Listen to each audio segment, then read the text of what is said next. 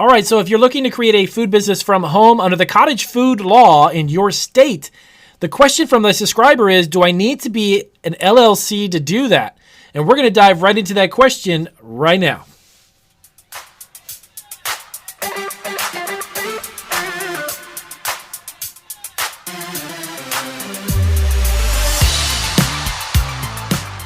All right, so this is Marketing Food Online, and I had a great subscriber question, and I wanted to do a video about it because a lot of our subscribers are home-based food business entrepreneurs or soon-to-be home-based food entrepreneurs through the cottage food law under their state.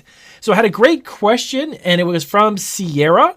And this question was actually fantastic, Sierra. Thank you for asking it, because there is actually a lot of subscribers, as I mentioned, who are interested in knowing about this a little bit more, because I've had this type of question asked by several subscribers in the past in regards to creating an LLC and if it was something that was necessary to be a cottage food operator or to operate a food business from home. So really quick rundown. Every single state operates differently, and they have their own laws in regards to cottage food operations. So if you're looking to create a food business from home, you really need to check with your state before you do anything.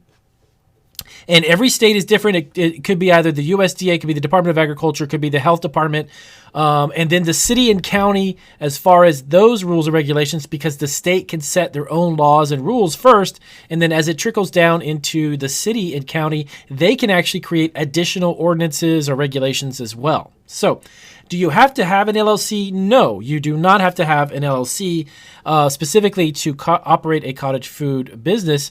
You do in some states have to have a food handler's card, as you had mentioned in your question. Yes, you do in some states.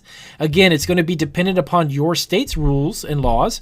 So find out for sure if you would need to have a certain type of food handler's permit. There's actually some states that literally don't even have to have you incorporated as a business or even have a business license within the city or county to operate a food business. Other states require that you have not only a food handler's card, but a complete inspection of your home. They want to know the list of the products that you're making, the ingredients in those, and it's very in-depth. So it's going to be highly dependent upon what type of law and regulation your county and city as well as your state will have. But back to the LLC part of it, I personally would recommend if you are going to create a home-based food business under the cottage food law, you want to incorporate yourself so you have an entity, a business entity that has nothing to do with your personal finances or your personal ownership of your home or your house or your cars and everything else. When you separate yourself by creating a business within the home, that's going to limit your personal liability.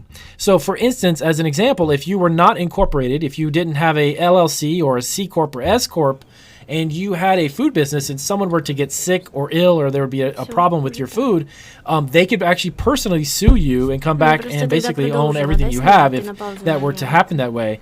But by creating an LLC or some type of incorporation under whatever type of filing that you wish to do, that's going to separate your entity from your personal life. And then getting food business insurance to cover the food business for any food that you produce. Those two things are really, really important. And of course, I always recommend it. That doesn't mean that in the state it's actually required, but I highly recommend that so that protects you and it gives you the ability to protect your personal belongings in case anything happens with the business.